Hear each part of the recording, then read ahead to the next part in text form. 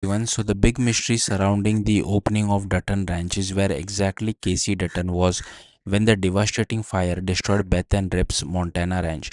The new Yellowstone sequel series wastes no time throwing fans into tragedy, showing Beth and Rip losing nearly everything in a massive blaze before eventually deciding to rebuild their lives in Texas. But one major question immediately stood out to fans. Why wasn't Casey there to help his family during one of the darkest moments they have ever faced? According to the timeline established in the Yellowstone universe, Dutton Ranch takes place roughly 1 year after the events of Yellowstone's finale. That means Casey was most likely living at East Camp during the fire. After selling the Dutton Ranch land to the Broken Rock Reservation, Casey, Monica, and Tate have finally started a quieter life together, away from the chaos of the family empire. But tragedy struck again when Monica later died from cancer, something that appears to line up closely with the timeline of the fire scene in Dutton Ranch. The fire itself is shown through flashbacks at about 6 months before the present day storyline of the series. Around that same period, the events of Marshall's Casey's CBS spin off are also believed to be happening. So while Beth and Rip were losing their ranch, Casey was likely focused on caring for Monica during the final stage of her illness at East Camp. Even though he wasn't physically present, there's almost no chance Casey didn't know about the disaster. A wildfire of that scale in Montana would have dominated local news coverage.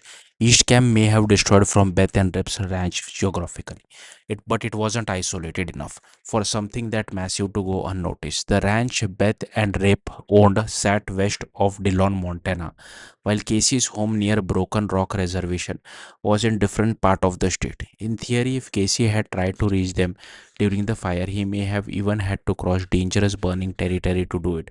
What's especially interesting is that the premiere never actually shows Beth reaching out to Casey directly. Instead, Rip mentions that he called everyone we know, strongly implying Casey was included in those calls.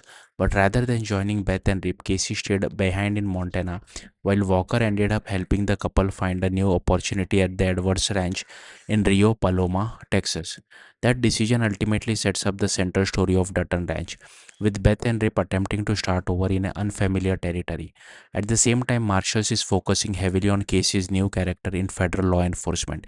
That means both Yellowstone spin-off are currently building separate worlds and storyline instead of immediately reuniting the Dutton family. Still, the door for a crossover remains wide open. The creators behind Marshalls have already included reference to Beth and Rip, teasing that this world still exists still exists side by side. Kelly Riley has also publicly said she hopes for a crossover between the two shows in the future. So while Casey and Beth may currently be separated by different states and very different life, the franchise is clearly leaving room for the Dutton siblings to reunite eventually. And honestly, it makes sense strategically for Paramount to hold off on that reunion for now. Both shows are becoming major hits on their own.